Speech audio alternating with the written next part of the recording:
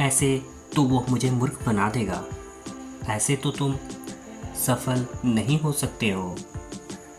ऐसे तो हर कोई अमीर बन जाएगा।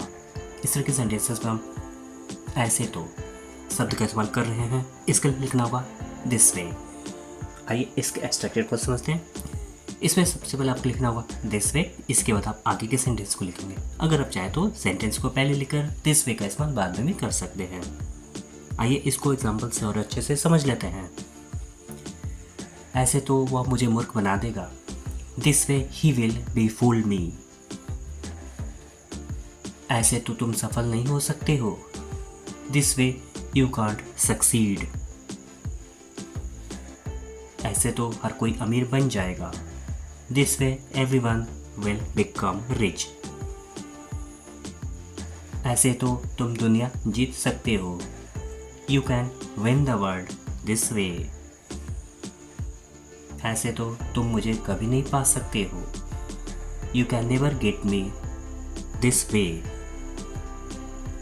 ऐसे तो आप लोग अंग्रेजी नहीं सीख सकते। You can't learn English this way. एक होमवर्क आपके लिए जिसका रिप्लाई आपको इसी वीडियो के कमेंट सेक्शन में करना है। ऐसे तो वो यहाँ नहीं आएगा। जहाँ तक मेरा सवाल है मैं वहाँ नहीं जाऊँगा। जहाँ तक मेरा सवाल है मैं अंग्रेजी पढ़ा सकता हूँ। जहाँ तक मेरी उम्र का सवाल है मैं तुमसे छोटा हूँ।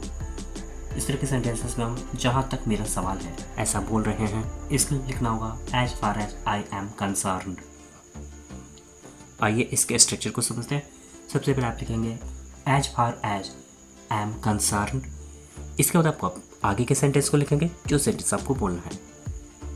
आइए इसको एग्जाम्पल से और बेहतर से समझ लेते हैं।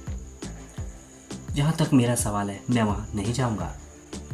As far as I am concerned I will not go there. जहाँ तक मेरा सवाल है मैं अंग्रेजी पढ़ा सकता हूँ। As far as I am concerned I can teach English. जहाँ तक मेरी उम्र का सवाल है मैं तुमसे छोटा हूँ।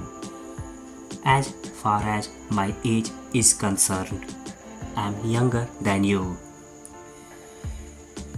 जहाँ तक मेरे दोस्त का सवाल है वो कभी झूठ नहीं बोलता।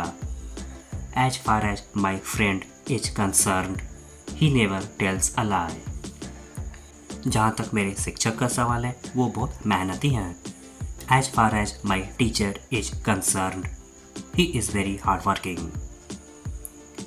एक होमवर्क आपके लिए जिसका रिप्लाई आपको इसी वीडियो के कमेंट सेक्शन में करना है। जहाँ तक भारत का सवाल है वो विकास कर रहा है।